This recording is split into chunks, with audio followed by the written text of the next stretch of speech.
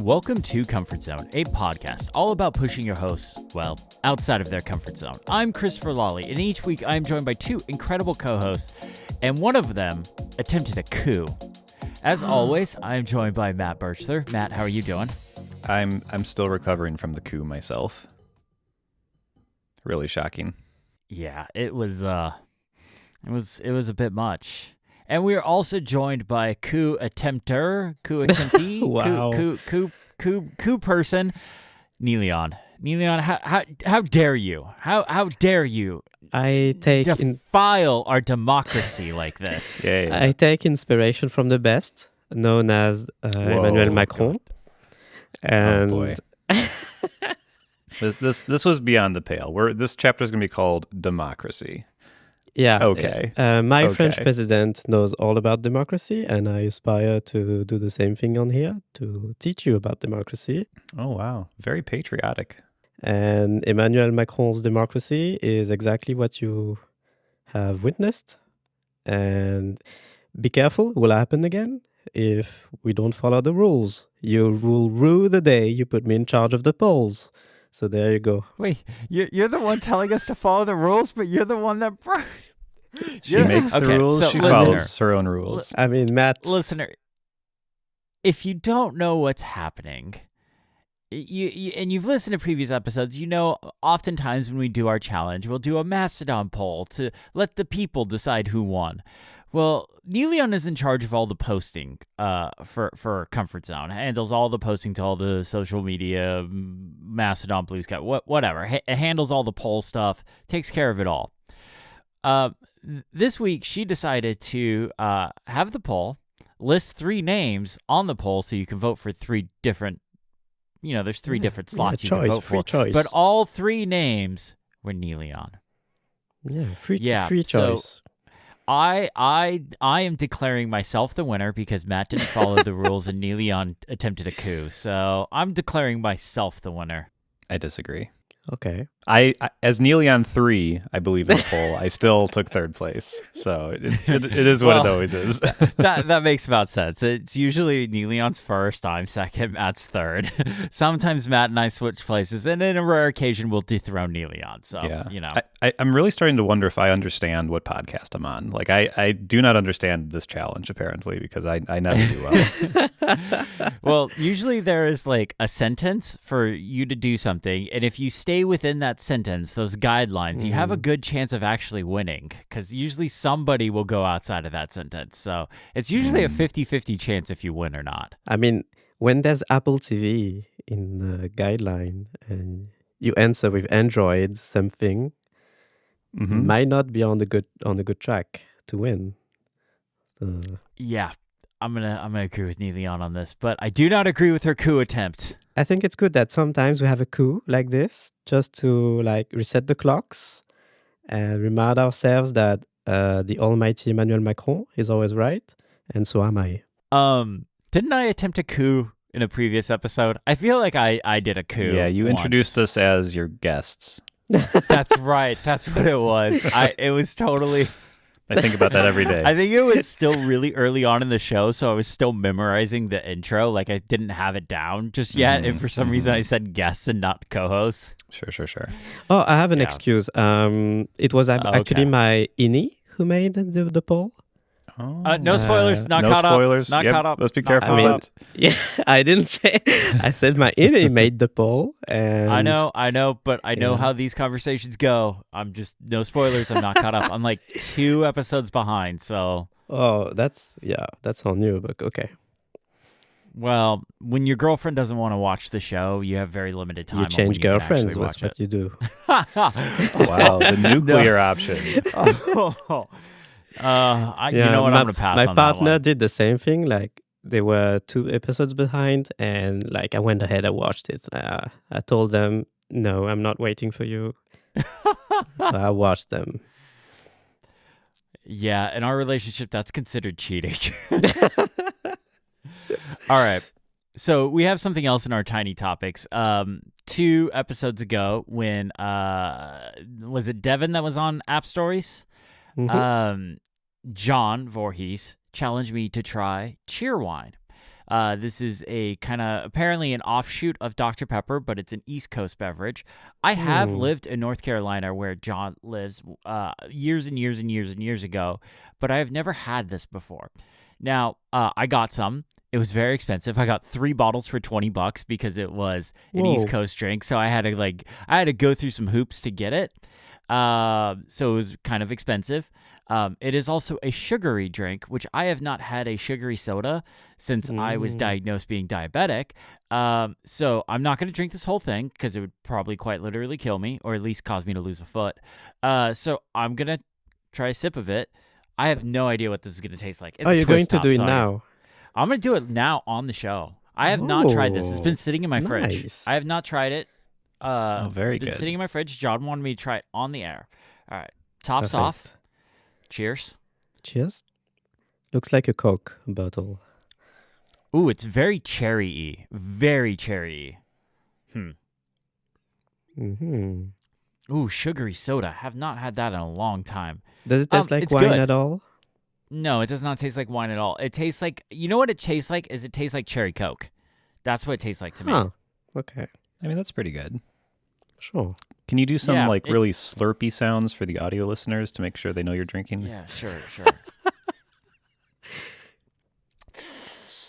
There we go. Ah, okay. There That's we the go. stuff. Okay, and Nice. that is going to go over there because that's probably more sugar than I have had all week, right there. So that it's fine. It tastes like a cherry Coke, to me. Okay. Fine. I'm gonna go back to sticking to my Dr. Pepper here. Cheers. Much better. But yeah, okay. It's good. It's good. Now I got to find somebody else to give the extra bottles to. I'll give them to my neighbor or something. I can't drink them. It's fine. Niléane, you got something in the tiny topic section. Yeah. So it's a follow-up thing. Last week on the show, in response to my own challenge, which was do something to your Apple TV setup, I brought to you guys a TV remote, an alternative Apple TV remote, which was shipped to customers by the Swiss ISP called Salt. And friend of the show, co-host of Mac Stories podcast, Magic Rays of Light, Sigmund Judge, messaged me and gave some clarifications on this remote. So I wanted to bring this onto the show. So he told me that this remote that I talked about last week is actually manufactured by a company called Universal Electronics. And this company supplies cable companies globally with TV remotes, including alternative Apple TV remotes. Which means that the remote that I talked about last week was also shipped in a bunch of other countries in Europe as well as elsewhere in the world, I guess. And yeah, so it's not at all an exclusivity to Switzerland. I mean, I think maybe it was in the beginning, like they ordered it from Universal Electronics, but then it was commercialized to via other ISPs in the world.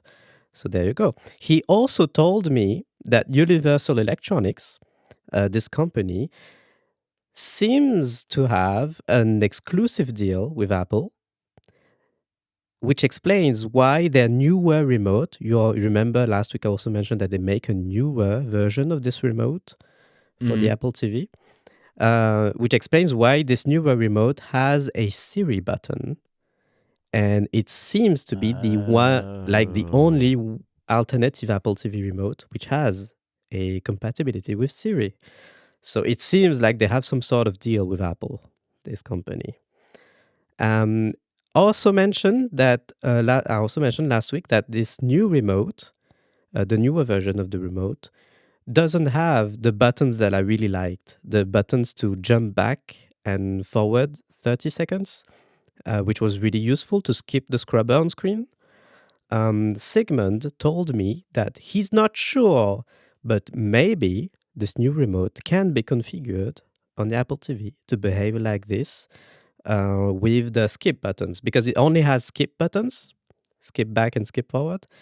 And he told me maybe you can configure those buttons to behave like the jump back 30 seconds, the jump forward 30 seconds buttons. But he doesn't know. So there you go.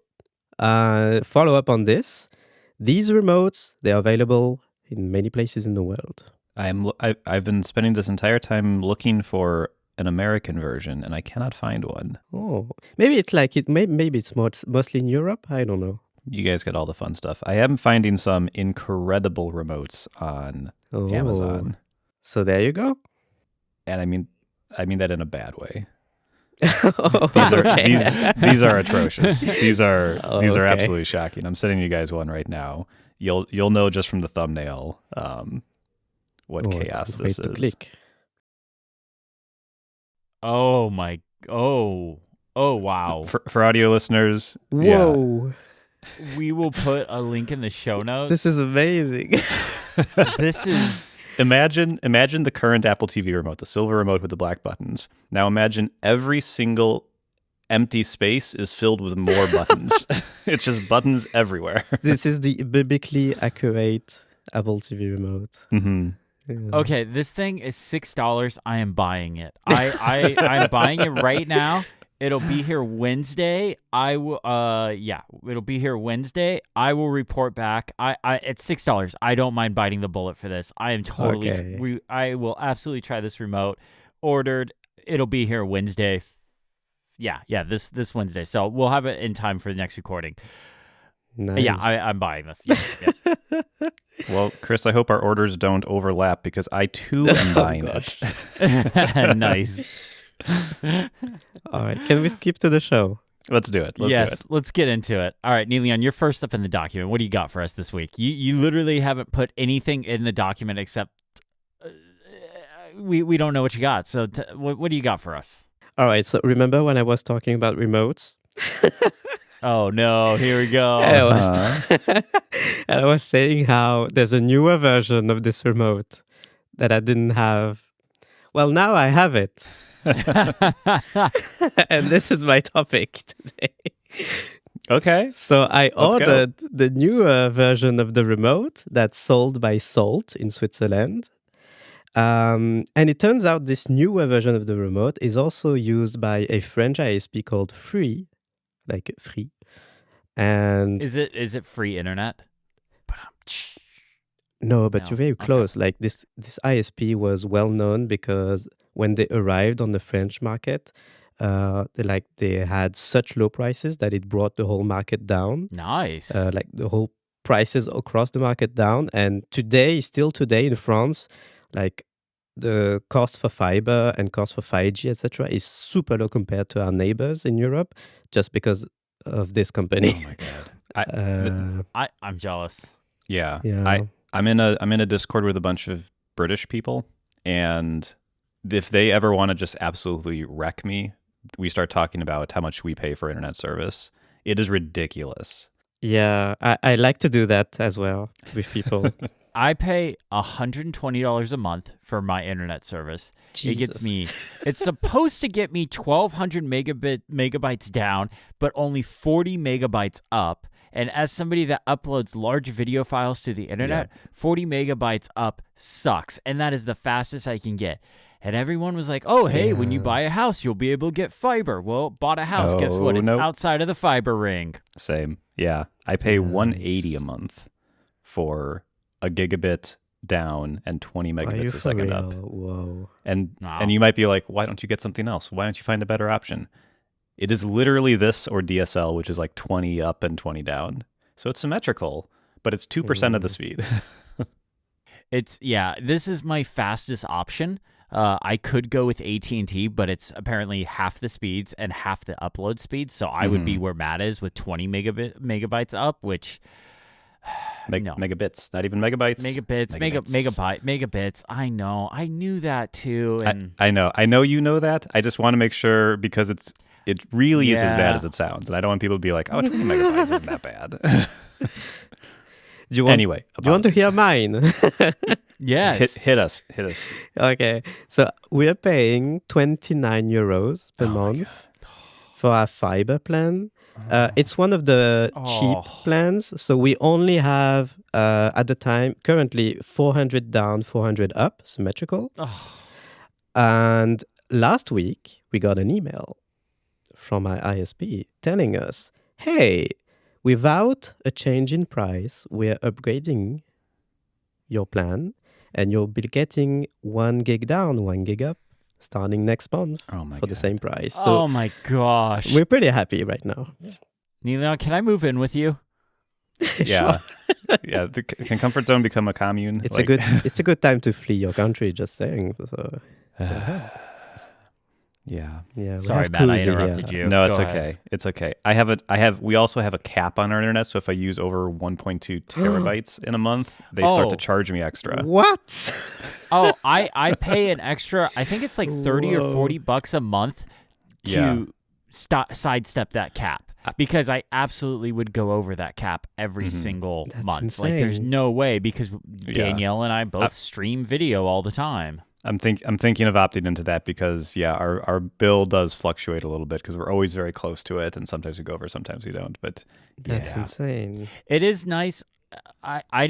We've had that cap in this area for a really long time. I didn't buy into it for the first couple of years, but I did the math after I basically added up all the overages that I accumulated over a year and realized it would actually be about the same price for me just to buy into getting the unlimited data, and then I don't have to stress about it. Like I just stream whatever I want. Because back when I didn't pay for that, I would be like, okay, I can't have TV on in the background or something like that because that's just eating up bandwidth or eating up my data cap. So it's like, and like anytime I would have to upload a video multiple times, I'd be like, crap, okay, this is going to eat up part of the data cap as well. So it is a nice peace of mind not to pay for it, but it's ridiculous that we have to pay for it. Yeah, when Flight Simulator updates come out and it's like, we're about to download 100 gigabytes for you, it's devastating to me. Exactly. See, like, I don't keep games on my Xbox and stuff like that. So, like, if I'm done with a game for a little while, I'll just delete it and then re-download it, and I don't think twice about it. So, well, guys, I'm sorry. Sorry to hear that. We've completely derailed your topic. I'm so That's sorry. all right. That's all right. So, like I was saying, TV remote. In France, it's available through Free, the ISP. And unfortunately, in France, you cannot order it directly from that ISP. However, the remote is available on Amazon France, and it's the version that's included in offers from Deutsche Telekom, which is an ISP in Germany. It's like the largest ISP in Germany. And I've got it. It's 29 euros on Amazon, so I ordered it, and it's here. It's exactly the same, even though it's got a Deutsche Telekom logo on the front, but that's it. Ignore that. Yeah, it's a small one, so that's all right. The remote, I've only been using it for like 2 hours today because I got it in the mail this morning, and this remote is really nice. Like, guys, this is extremely nice. I'm not ever using the aluminum Apple TV remote again. Okay, so first off, Matt and I both have remotes coming that look pretty nice. I'm we jealous. have lots I'm of jealous. buttons on ours. No, I'm not. So this remote, as you can see maybe on camera if you're watching the video, it's backlit, and it's like backlit only when you pick it up. Like it turns off by itself otherwise. And the layout is pretty simple. It's got, compared to the regular remote, it's got more buttons. You've got channel plus, channel minus to go back and forth between channels, volumes. You've got the microphone key, so that's the Siri compatibility I was talking about earlier. It is compatible with Siri, which is really nice. I've tested it, it works. And otherwise, the main difference is you've got a skip forward and skip backward button. And Segment was telling me, hey, maybe this can be reconfigured to behave like the buttons that I wanted. Yeah, I could not find it. Oh no. I don't think it is. It would have surprised me. That's a bummer. Yeah. I don't. Oh, wait. There's the reprogram. Did you try? You know how like you can learn a remote in Yes. on the Apple TV? Did you try that? So I did, but like it freaked me out. And you know what? Because Okay. this is a Bluetooth remote, not an infrared Oh, remote. that's what So, it is. and it's like it's got a specific compatibility with tvOS software. Like it's not like a universal remote which you can manually teach the Apple TV to use. So yeah, I don't think you can do that. I can try, but I'm afraid to like break something. I don't know. Gotcha. No, I get Yeah. that. The remote is really nice. The fact that it's backlit, that was a really nice surprise. Like I had no idea. I think Sigmund mentioned it now that I think about it, but I had no idea it was backlit. So that's really nice. That's a nice touch. I'm curious. What do the channel plus and minus buttons do? Because it's not. It's a remote specifically for the Apple TV. Yes. So what do the channel flipping buttons do? So in most apps, I've tried it already today. In most apps, it doesn't do anything. Okay. So like if you click those buttons in the YouTube app, for example, it doesn't do anything. However, we've got the Canal Plus app on the Apple TV. Canal Plus is like a TV provider in France, and we have one of their digital offers, which means we get access to all the French channels through their TV OS app, and they've got a really nice TV OS app. So when we watch TV, like regular French TV, we go into that app. So I went into that app to see, hey, can I flick between channels using these buttons? And yes, I can. Oh, okay. Okay. So So I it's think meant this for is like the what, cable for yeah, providers. yeah, I Okay. think so. This is the only app on my Apple TV which seems to work with these buttons. So there you go. There's also a Interesting. guide button. And this one, like, completely useless in my case. Like, nothing uses this.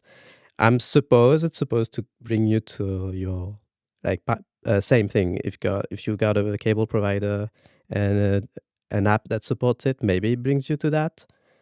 In my case, it doesn't do anything. One more thing. Last week, I mentioned on the old remote, which I've also got here, comparison if you're watching the video. One big problem with that remote is it didn't have a home button, only a menu button. So if you want to go home, long press the menu button. However, cannot go into Control Center using the old remote.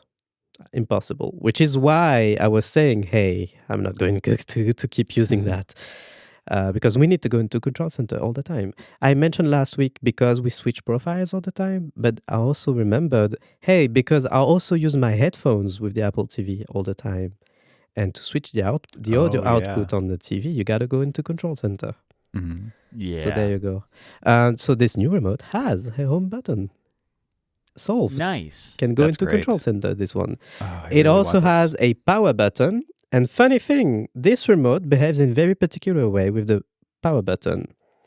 On the regular Apple TV remote, if you press the power button once, doesn't do anything. There's a pop-up on screen that tells you long press the button if you want to power off, but it doesn't do anything if you just press it once. This remote, if you press it once, it just opens the Control Center instantly. So it's got a utility. Press it once and it pops up Control Center, long press it and it powers off. That's really nice. Nice. Yeah. And that's it.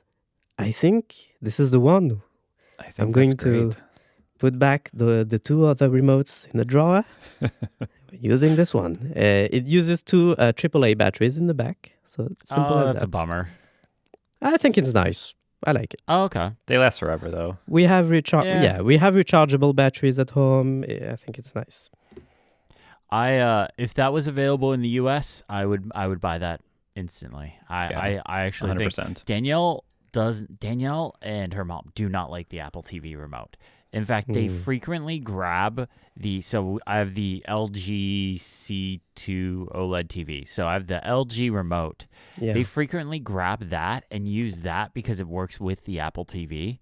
instead of using the Apple TV remote, which drives me nuts. Like I try and hide that remote in like a drawer because I'm like, I hate this remote. I hate it sitting out. It looks terrible.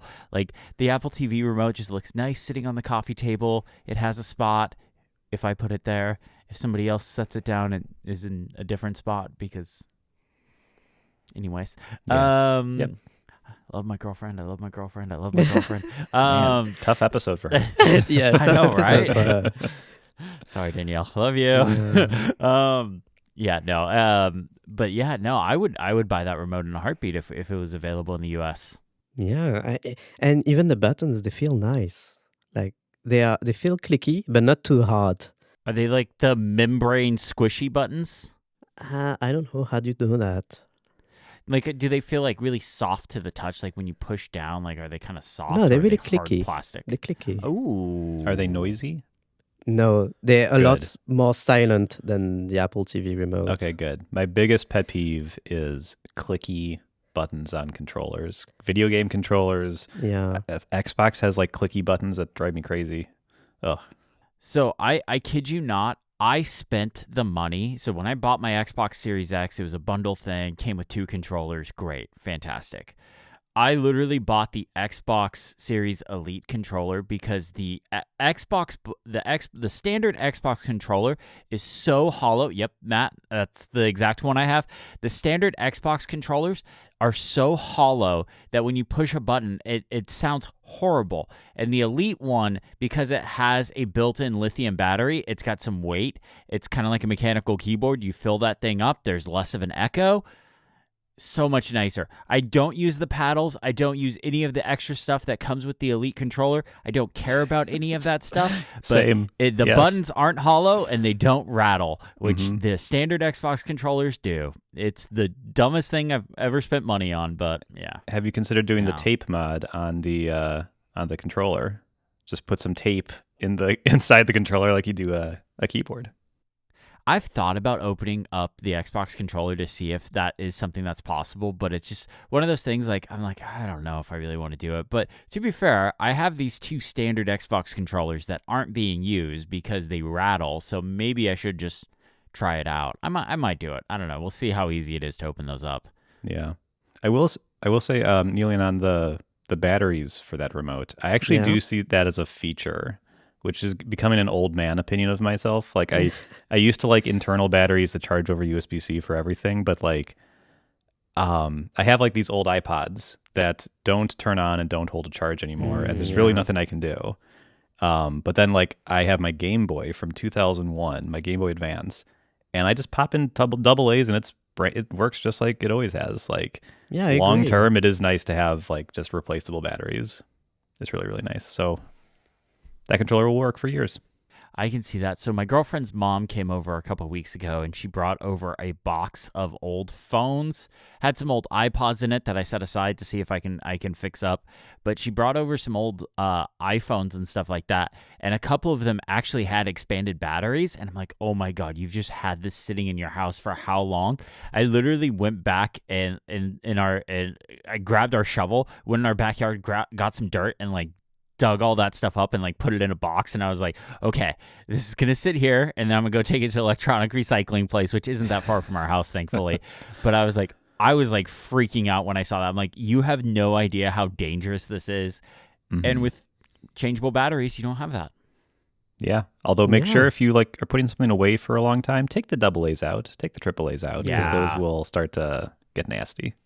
I have a tip. If you're on the lookout for good rechargeable batteries like AAA or AA, Ooh, yeah. go to IKEA. They have really good ones. IKEA is just the goat for so many. Yeah, Little things. like they're not Like- expensive at all, and yeah, they've been great for us. Like IKEA's charging cables are like some of the best too. They make Yeah. these really nice braided cables. Yeah, IKEA. I have many of them, like right now in my drawer. Right? So many IKEA cables, Nice. and they have All right. orange ones now. Ooh. Heck yeah. Yeah. Is orange the unofficial color of Comfort Zone, considering like our artwork and Niléane and No, all it's that mine. stuff? It's mine. It's just yours? Just yours? Yeah, We can't have that? You can't have it. All right. I actually think Okay. we're all dressed in our appropriate colors today. Yeah, Niléane's true. orange, I'm blue, and Chris, you're black. Yep. Always black.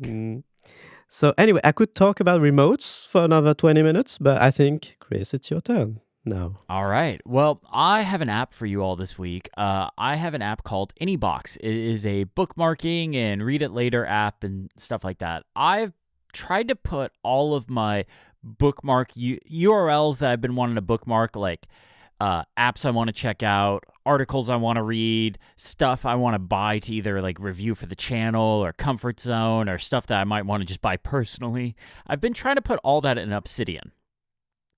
But I've been struggling with like how to organize these links in Obsidian, because Obsidian very much is a plain text editor. It's just meant for you to type text in. It's not meant to be like these rich it's not meant for like rich linking and all that stuff, and not meant and like you don't have a good way of organizing that and moving all that stuff around and things like that. It's just not quite meant for that. So I was like, maybe I should go back and try different bookmarking apps. I used raindrop.io for a while, but I was like, let's see what else is around. And this app Anybox, I used for a little bit a few years ago, I think when it first came out, but it has matured quite a bit since then.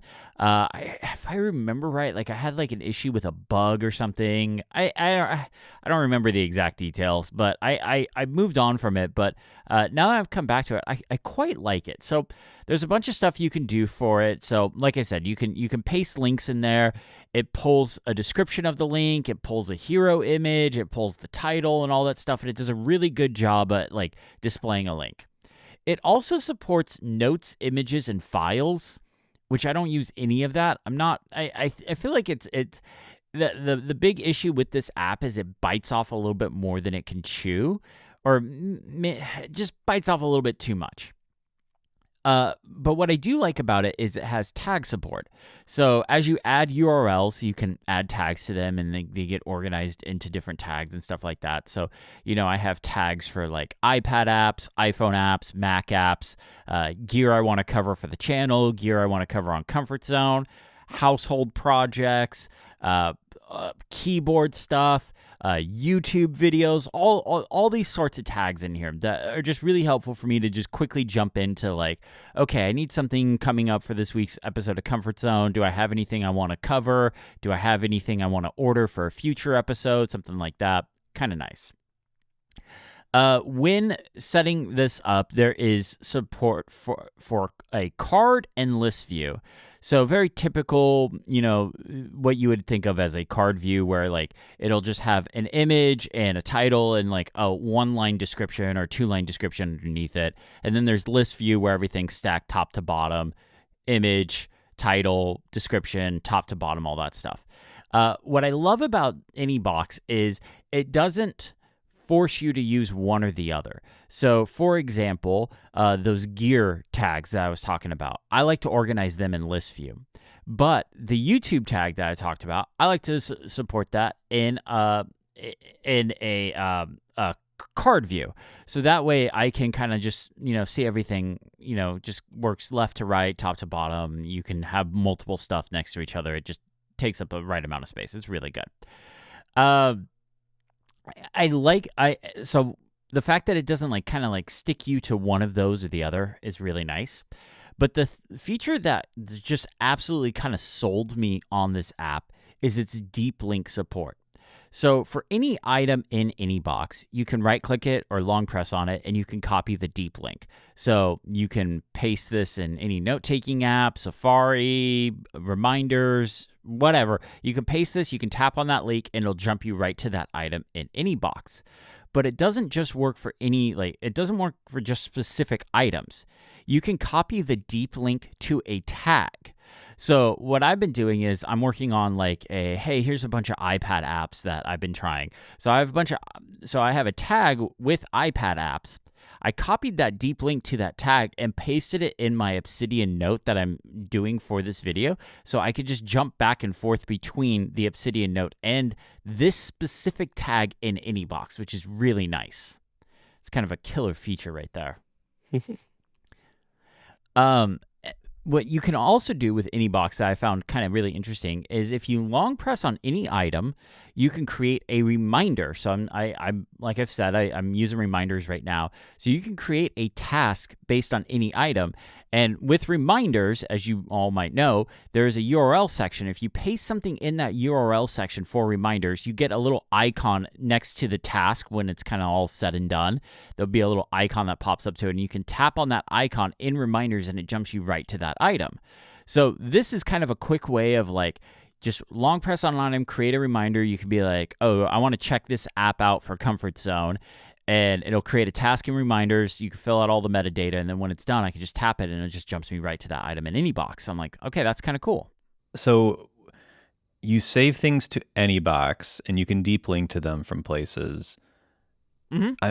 I'm curious, are there other use cases for like having... This is the existential question for me about apps like this, is I have tried to use them in the past, and I don't ever go back to anything. And I guess it's probably just, I'm just more of an ephemeral person where I don't save things and go back to them. But like, I'm curious what other, so you have a gear list. I'm curious what other sorts of like categories or lists or things that you're saving that you want to go back to, or whatever. So something that I know that'll work for you, that'll click with you. I spend a lot of time on keyboard websites, just like looking at switches, keycaps, keyboards, stabilizers, whatever, USB-C cables, whatever. Absolutely. And sometimes I'll come across something, I'll be like, okay, that's kind of cool, I like that, but I don't have, I'll be like, okay, this is a cool keycap set, but I don't have a keyboard that I'm currently building right now, that and I'm trying not to just order stuff and store it. So like keyboard stuff specifically, I'm like, if I'm going to order a keycap set, I need to have a keyboard to put that on with switches and stabilizers and all that stuff. So I will just save those keycaps to Anybox and be like, okay, maybe the next couple of days, if I see a keyboard that I really like, I'll order that, and then I can go in here and be like, okay, this is a keycap set that looks good with that, and then I can kind of order all that stuff together. For me, another one, like I apps. I cover a lot of apps. I will try, and what I try and do is like I'll make these big videos about like, here's like 10 iPad apps I'm using, or 8 iPad apps that I'm currently using right now. So what I do with those is I just, as I find apps, I save them to Anybox or bookmarking or Obsidian or whatever. Like I save links to those apps, because what I don't do is I don't just sit down and be like, okay, today I'm going to make a video about 8 iPad apps, and I just go searching for 8 iPad apps. I just find, as I start using new iPad apps, I save a link to them, and then like that builds up, and then I get a good amount of them. Be like, okay, now it's time to make one of these videos because I have a good amount of apps, and I wasn't just like searching for like some random thing on the app store. I don't know. Yeah. So it's more of a place to just save these things to kind of remind me about them later, but I don't want to put them in a task manager. And Obsidian just doesn't do a great job at handling these kinds of rich like a large amount of rich links. So that's where these kinds of apps come in, and the fact that you can deep link to them. So like I said, I can just copy the deep link to the iPad apps tag, put that in my note for the next, hey, these are the 10 iPad apps I'm using video, and I could just jump to that really quick and kind of like see that stuff side by side. Okay, that makes sense. I have a system for this, but it's very different and not to be replicated by anybody. You just remember? Yeah, that's my system. If there were keycaps I liked but wasn't ready to buy right now, I would save it as a task in Things and set it as due in 3 months. And in 3 months, I would see the link. See, okay, yeah, I tried using a task manager as a bookmarking app, but problem with it is it adds a lot of extra tasks to my task manager, and I'm trying to be very purposeful about what gets put in my task manager, because I was getting to the point where I had hundreds of tasks in my task manager, and it made it really hard to just be able to quickly glance at like, okay, this is an important thing I need to get done, and stuff was just getting buried in my task manager. That makes sense. Yeah, don't replicate what I'm doing. So, okay, so that makes sense. So you like to have like a central place where you can go and like It's just a place. It's just a box to store stuff. To store Exactly. anything. It's An a Anybox. box that I just dump a bunch of links into, and I use tags to categorize them.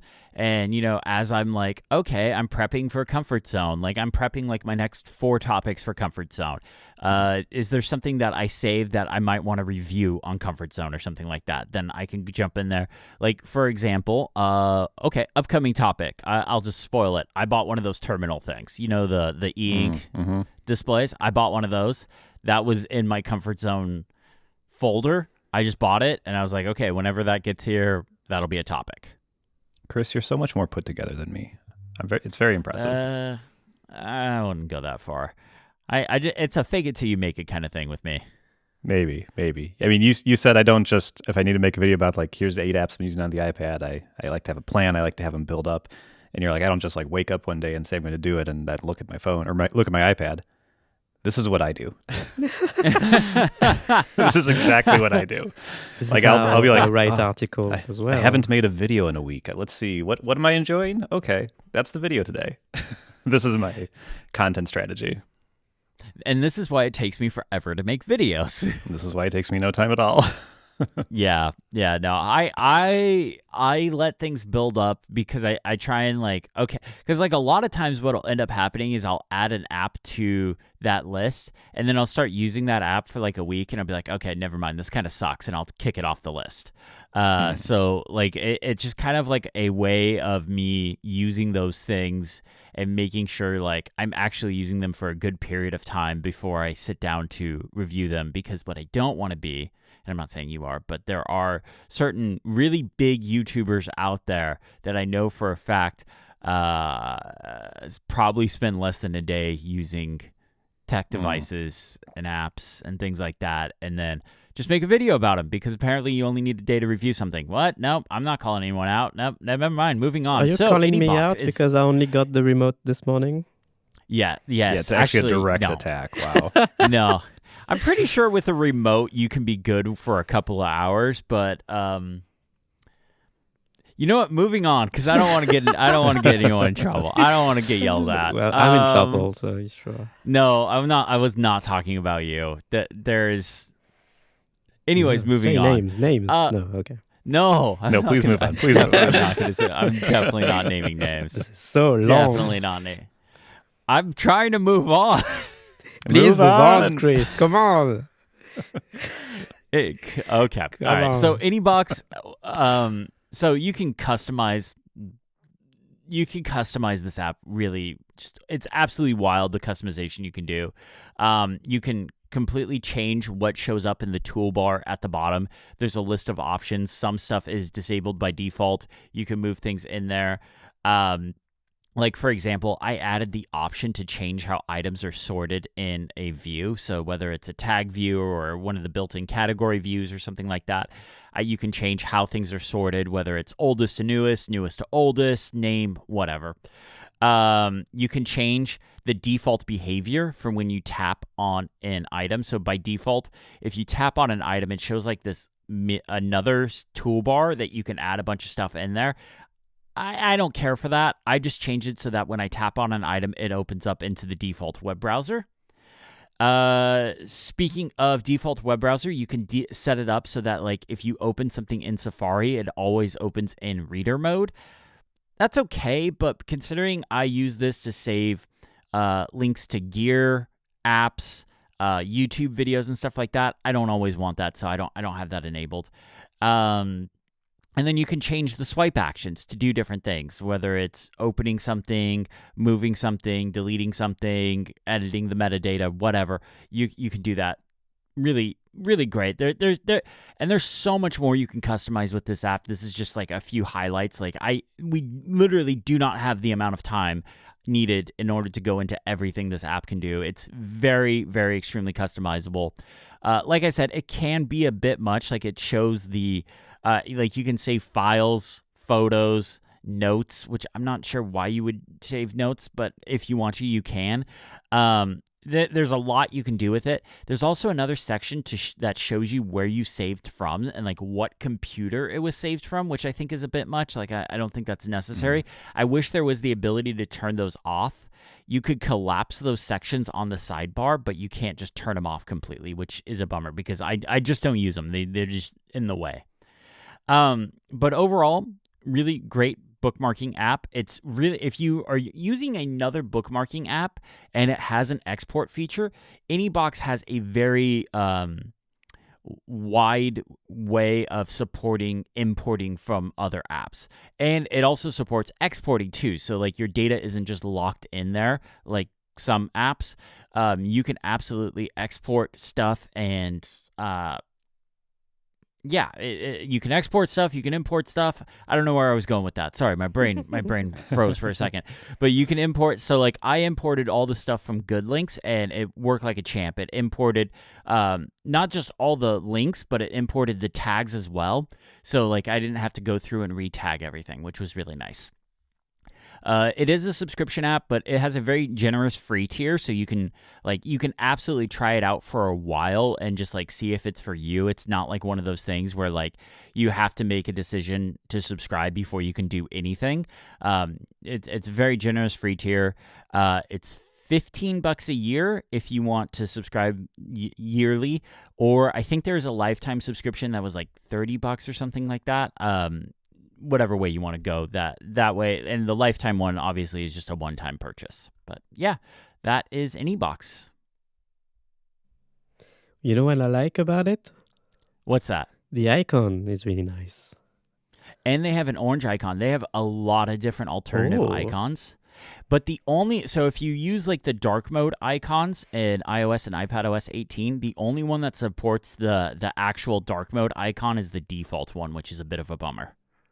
Because I would have loved to have had the orange one with the black background. That would have looked killer. All right. Any questions on that? Or do we want to move on to the challenge? I mean, I like a challenge. All right. Let's get to a challenge. Matt, I believe it was your challenge. It was. So let me pull up the challenge to make sure I say it right. Our challenge was find the best primarily blue icon on the App Store. And that's pretty simple. So not the best app, just find the best blue icon. So how will you mess it up this time? I really think I've nailed it this time. I messaged you guys like the day after where I was like, I thought I had my pick, and then I realized it wasn't on the App Store, and I would have been disqualified immediately. Just classic behavior. This is your challenge. You were 100% in charge of the phrasing of this challenge. 100% you. And it's going to go great. It's going to go great. I feel pretty confident about this one. So I'll go first. I have a pick and a backup pick in case you don't like this first one. And I hope the link has synced. So my pick is an app I already had on my phone and is maybe something worth talking about in next week when I bring something, is Castro. And I know what you're saying. Castro has a green icon. That is true. But we agreed that alternate icons do count. Yeah, we did. Yes, we did. Castro has a great alternate blue icon that is basically their icon, but with a really classy blue background with a nice subtle gradient and what looks like stitching. I don't think it's exactly stitching, but it looks a little bit like kind of those old school. Yeah. And then it has lovely kind of like effect of like the Castro icon getting smaller and more blue into the background. And I think it is just lovely, and I love having it on my home screen. This is a good icon. I like this icon. I mean, it's not better than mine, but it's good. Well, we'll see.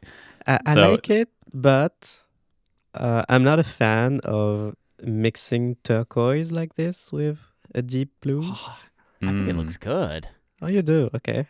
I think that's really what put it over the top for me, is I really like that extra accent. I think I would have liked it, but with shades of the same blue. If it was the same hue. Okay. Well, yeah. Okay. The people will decide. The other one I brought and I don't need, but I did want to shout out because I do think it's a really great icon, is the Copilot icon. Not the Microsoft Copilot. There's a budgeting app called Copilot that has a really nice icon with a blue arrow and kind of a nice subtle white and blue background. So I like that icon too. But I need to look it up. yeah, I think the Castro one is better. So that's my pick. I definitely thought you were talking about. Yeah, same here. I was about to pop off. Yeah, I thought you were talking about Microsoft Copilot. I'm like, that's not Blue Icon. No, that's not the one. I really dislike the Copilot app. It is very frustrating. It's so bad. It's so bad. Anyway, it's so typical Microsoft. It's so. Anyways. Anyway, so Castro, an incredible blue icon. I think that's a good one. So for mine, I picked Niléane's favorite app of all time. And I would be shocked if she didn't pick this one as well. I picked Discord.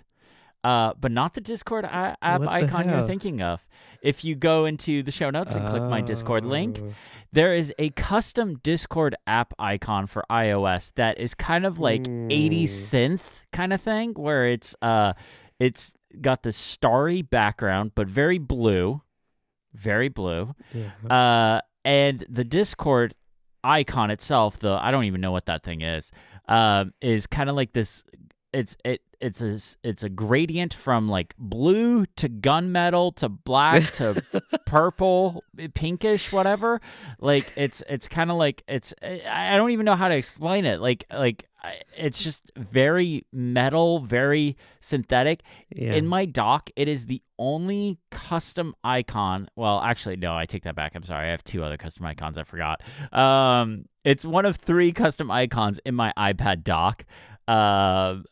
And normally I've just been giving in and just using the default iOS and iPadOS 18 dark mode app icons because I think those just look good, like all put together. But this one, I love this one so much. I love some 80s synth app icon. The other one that I wanted to use, but it's definitely not blue, is the working copy app icon, but the custom one that is like the 80s neon synthetic one, that's really good as well.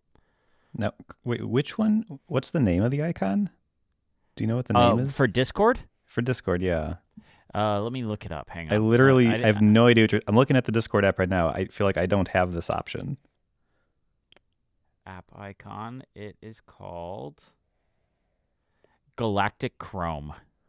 Oh, I've got it. It's about the center. Oh, I see. It's about the center. Are we saying this is blue? That's totally blue. Are you kidding me? That's absolutely. We said primarily blue. The background is blue. The top of it is blue. That is absolutely blue. Do not come at me with this using Android TV for your Apple TV challenge. Do not even start with me. So here, okay. What I will say is you were describing this blue icon, and I'm looking through the list, and I was like, there are no blue icons here. Yeah, there's a lot of purple.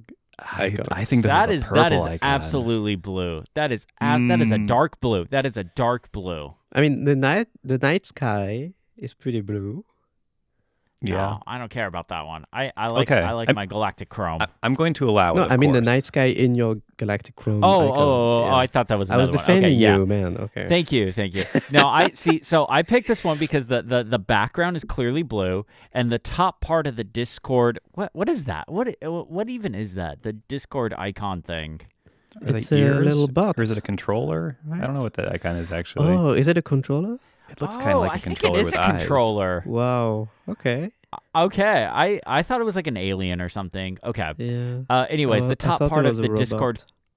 Yeah, whatever that is, the top part is blue. So I would say that's primarily blue, and that was what we agreed upon. Okay. But I do have an alternative pick. I think you should stick with this pick because the people, the democracy will decide whether it's blue. Yeah, I'm definitely going to stick with that pick no matter what because it's one of my favorite icons. I think my absolute favorite icon is the working copy 80s synth neon one. But that is a clear runner-up. Okay, but my alternative pick, the Files app. But not the Files app you're thinking. If you click the icon, if you click the link in our show notes, you will see. Oh, it's the got a Finder name, icon. you know. Oh, there you go. But that's not Finder because this is on my iPad. I replaced the Files icon, and this is why I made sure alternative apps alternative app icons worked, and we didn't say the app had to give the alternative app icon. We never said that. Sure. We just said Chris, there could be alternative okay. app icons worked. I checked the tapes. Now I understand what it's like to listen to me explain how I did a challenge.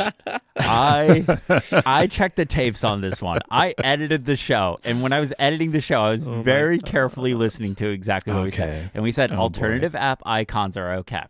So the Files app is the laziest app icon Apple or anyone has ever made. It's literally a white background or black background now with a folder on it. It is absolutely the laziest app icon. I hate it so much. So a while ago, I created a shortcut that all it does is open the Files app, and I put that on my home screen, but I use the Finder icon as the app icon.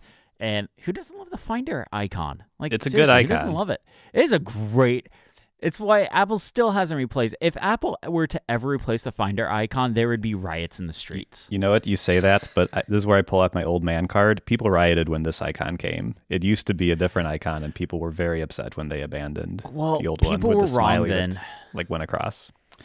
That was what, when they were still using lead paint. Come on, people were wrong. Oh my God! Whoa. I know. I'm a little feisty today. I'm coming out hot. No, I love the Finder icon. It's my alternative pick, but it's not my serious pick. My serious pick is the Discord one. Okay. I'm looking forward. Niléane, what do you got? Okay, so my app icon of choice is the one from Weathergraph. I've got a link in the show notes if you want to click it, to the App Store. And it's just the default icon for the app. To describe it shortly, it looks a lot like the Apple Weather app icon, but instead of a cloud beneath the sun, it's got a wave, a white wave, kind of like the graph inside the app. So I think it's really smartly designed. It looks like the default weather app. Also, it's not. Also, it reflects the fact that this weather app is specifically is based on graphs. It will show you all kinds of graphs. I love this app, by the way, and I think it's really well done. It's really neat. It's nicely shaded. I don't know what to say. And the sky is very blue, and even the wave/cloud beneath is like white, but it's also a gradient to a light blue. Like I think qualifies as the blue icon. And I love when there's a touch of yellow and orange, and that's a big bright sun. There you go. Yeah, I is like very this. nice. I've never used this app before. It still had. I've Git never heard of next to this. it, No. Yeah, really, I just downloaded it. What? Really? Yeah, I just downloaded it. Ooh, the dark mode. Niléane, have you seen the dark mode version of this? I have not. It's I don't not use blue. dark mode icons. Okay, I would just put your device in dark mode and look at the app icon. It's very good. Okay. But it's not blue, so it wouldn't count. But yeah, no, this is a good one. I mean, it's no Discord. It's but no purple icon, sure. It's not purple. Yes. Here we go. Weathergraph. Chaos. If you don't know Weathergraph, because apparently you don't know it, it's really nice. It displays the forecast in a superposition of graphs, and you can customize infinitely customize that graph. It's really nice. It's got a bunch of themes. You even have the option to have the layout like the old Dark Sky app, so vertical layout for the forecast, which is really nice. And it's got complications for the watch. It's got widgets for the home screen, for the lock screen. Check it out. I thought you would know this app. It's really good. I love it. No, this is good. I used to really love Weatherline when that was an app, and so yeah, it's a bit like similar. Weatherline, but like super powered. Interesting. I like this. Nice. I'm gonna give this a shot. I'll replace Carrot Weather for a week and see how it goes. Yeah, it's got a bunch of the same sources that you have in Carrot Weather. Nice. Well, I'm excited for democracy. If democracy can actually come back, we'll see. I that coup will attempt was consult pretty with serious. Emmanuel Macron, but I think we will have proper democracy this week. I mean, I can only hope so. I've named multiple of the chapters we're going to be doing in quotes. This is democracy. This is files. This is blue. Yeah. Yes. Yeah. Yeah. Discord's Mine's blue totally icon. blue. Mine's totally blue. All right. You guys ready for our friendship to end next week? Yeah, I saw this in the notes. I spoiled myself, and you think I'm not going to be happy, but I'm happy. Okay. All right. Well, Okay. it's my challenge next week, and I want you to bring your in-game keyboard and be prepared to defend it. Now, for those that aren't familiar with what an in-game keyboard means is, in mechanical keyboard world, you might say, I'm just going to buy one and I'll be done. Never in the history of anyone ever buying a mechanical keyboard have they ever just bought one and been done. It's physically not possible. So what Niléane, what did you two? I hope you both bring those, and I can. They're audio listeners. They're waving up their Apple Magic keyboards to me. I hope they bring those so I can just decimate I'm not them. bringing anything else, man. Spoiler alert! I'm bringing this week. That's my challenge. So, what your in-game keyboard is supposed to be. Oh my gosh. This is going to be the end of the show. Next week is going to be the last episode of the show. I'm calling it right now. I don't have anything else. I have a Logitech. It's mostly inferior, so. Okay. All right. Well, so anyways, what your in-game keyboard is supposed to be. Third time I've tried it. Okay. Well, I'm getting through this. I'm gonna hide you guys so I can actually get through this and not see whatever you're doing to mess me up. So your in-game keyboard is the one that, like, okay, I've put all the parts that I absolutely love into this thing. It's perfect in every way. I got the sound, I got the feel. Everything is perfect. So I want you to bring your in-game keyboard, your perfect keyboard. Literally, the definition of I could get rid of every other keyboard and only type on this one and I'll still be happy. Bring that and be prepared to defend it. Nice. Okay. I wonder what keyboard I will bring. I wonder what you're going to bring. You know what? The keyboard you all think that I've hyped up a lot in the past. The keyboard that you think I'm going to bring is not it. I have not talked about this keyboard publicly at all. So yeah, it is absolutely different from what you think it's going to be. Okay. Yeah. I'm excited. Chris, what happens if I bring the Magic Keyboard, you bring like a very fancy whatever keyboard, and I win the challenge? What happens? I quit the show. Okay. Just wanted to ask. Okay. All right. Well, that just about does it for the end of the show. And I'm just now realizing I forgot to grab an end of the show question. So now I got to pull something out off the top of my head. And I'm going to ask, what is your current favorite automation that you guys have been using? Oh, gosh. Ooh. I made one just today, actually, on my Mac. Okay. So I use Homebrew to have a few things installed on my Mac. And every couple days, I find myself opening the terminal and going to just typing brew update, brew upgrade, and making sure those are up to date. And I was doing that a couple days ago and was like, why am I doing this? This is so stupid. And so I set up an automation. I created a bash script that basically just executes those commands for me and shows me a little notification after it's done it to tell me what it's updated for me. And so that's automatically running every day on my Mac, and it's really nice. Nice. Look at you being a developer.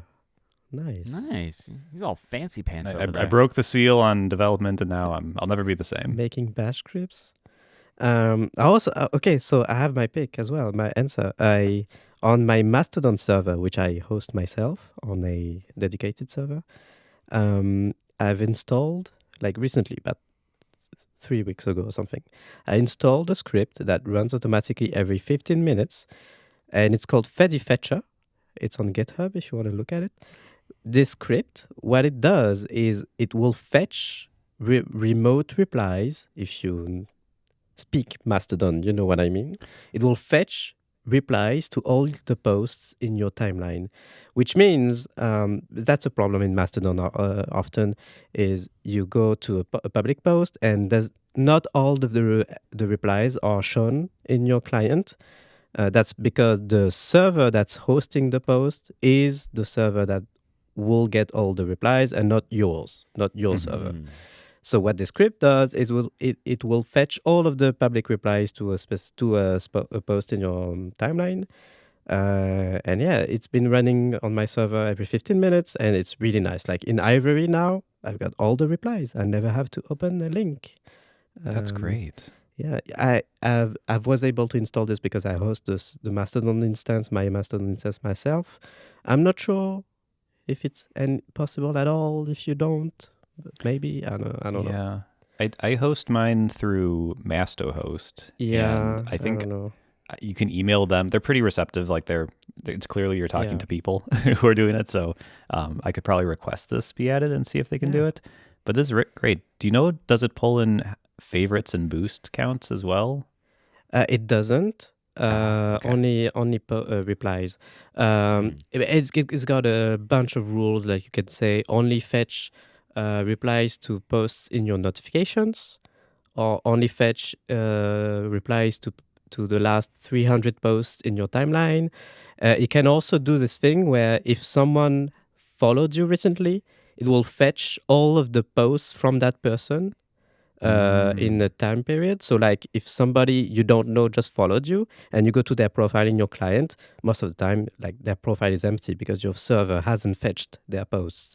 But well, using this, you will have a bunch of posts to scroll through when somebody just followed you.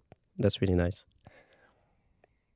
This is really cool. Nice. Yeah, and I Love it. hear the Mastodon team are working on implementing this natively in a better way, like without having to. So maybe one day Mastodon will do this by itself, hopefully. That's great. Yeah. Sometimes Yeah.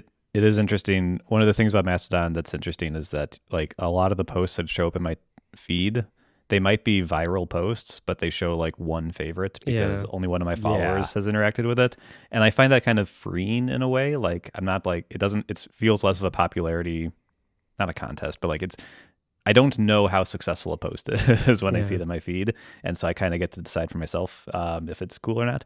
But I do miss that sometimes, especially when I see like someone announce something that seems like it should be a big deal and I see 0 replies, 0 favorites, and 0 boosts. And I'm like, and then I view it on their server and then I see like, oh, okay, people are interacting with this. Thank God. Yeah, since I've been using this script, like when there's a very viral post in my timeline, I will see like this one has got 70 replies. I will see this, which is something compared to having no count for the boosts or the favorites. Yeah, this is cool. Yeah. Chris, do you have something that came to mind? Yeah. Any bash so script? I have. It is not a bash script, but it is a timed automation with shortcuts that defers certain tasks in reminders. So like I've talked about in the past, I have video projects, and I work on those over multiple days. Well, one thing I really hate is when I assign to, hey, I'm going to work on this video project on Monday, but I know I'm not going to be able to finish it until Wednesday or Thursday. I don't want an overdue task in my task manager all week long. So I set up a timed automation to defer these projects. And basically what it does is it finds all the reminders with the due date that is the current date. It's not completed and is specifically either in my list that is video projects, and then I have like a separate one that's in my list of short videos. And then it just changes the due date to be today. Because what it does is it's the timed automation, so it runs a little bit after midnight every single day. So this way I don't have a bunch of overdue video projects and stuff sitting in my reminders list all week long, because that was something that really bothered me about reminders. But that's been really helpful just to be able to defer those tasks. So if you have tasks that take multiple days, that might be a handy thing to use. Nice. That's cool. Another advantage of using reminders, I suppose. Yeah. I'll put a link to that shortcut in our notes, and then we can put a link to it in the description if anyone wants to use it. But it'll take a little bit of tweaking because it's set up for my video projects project list and my short project list. So you'll just have to tweak them for whatever list you want them to be in. But that just about does it for this episode. Huge thank you to Mac Stories for having us. We are a Mac Stories podcast after all. Go check out all the writings and other podcasts and shortcuts and all the great stuff at macstories.net. Yeah, I have something to promote. What do you got? It should be out by the time this episode is out, or maybe it's about to be out. Anyway, time. I will write something about my vinyl setup. Ooh, Nice. I am very excited about this. You were texting us in our group chat about this, and I've been going through a similar project with our record setup and stuff like that. I'm trying to get it to play a little bit nicer with our home speakers and stuff like that. So I'm excited to see what you've done. Yeah, I'm going to talk about it to bring this on the show when the story is out. So maybe next week. Matt, you got anything you want to promote? I will promote my own app again. Quick reviews on the App Store. 5-star rated, featured in Mac Stories newsletter last week. So very happy about that. Yeah. Thank you, Federico. Or John. I forget who put it in there, but thank you, Mac Stories. They're the same person. Okay. Yeah. They are. I've never actually seen them together, so they're probably the same person. Interesting. Just kidding, I have. But yeah, still putting a lot of work into the app. I've added a new layout, a new showcase layout that makes the poster art the main event of your review. And then hopefully by the time this episode's out, we'll have the next update out, which has a basic letterboxed integration. And what else did I add? Oh, it'll also satisfy the number one feature request I've gotten since the app started, which I will just, I won't say now, but Ooh. it's the number one thing people keep asking me about, and I finally did it. Is it a picture of Chris when the app launches? Like just a picture of me, just like... I was going to. Apparently, those are deprecated. You're not really supposed to do those in the same way anymore. Oh, so, really? Yeah. I tried to do it, and I- app review was like, you gotta get Chris out of there. I'm so sorry. That's sad. Yeah, maybe the EU can back you. I See, know. once again, Apple's just trying to put me down. I will have some videos out this week. I don't know which video, but there will be a Great. video. That's what it's like when I'm working on multiple projects at once because, I swore I wasn't going to do that at the beginning of the year, and here I am working on multiple projects at once, mostly because I'm waiting on some stuff to show up, and I'm not going to sit around and twiddling my thumbs the whole time. So anyways, there will be a video out. I don't know which one it'll be, but you'll know by now. So Link in the congratulations. description. It's there. Yeah, sure. Chris on We'll YouTube. go for that. Awesome. All right. Well, thank you all so much for listening. Have a great day. Bye-bye. Bye-bye.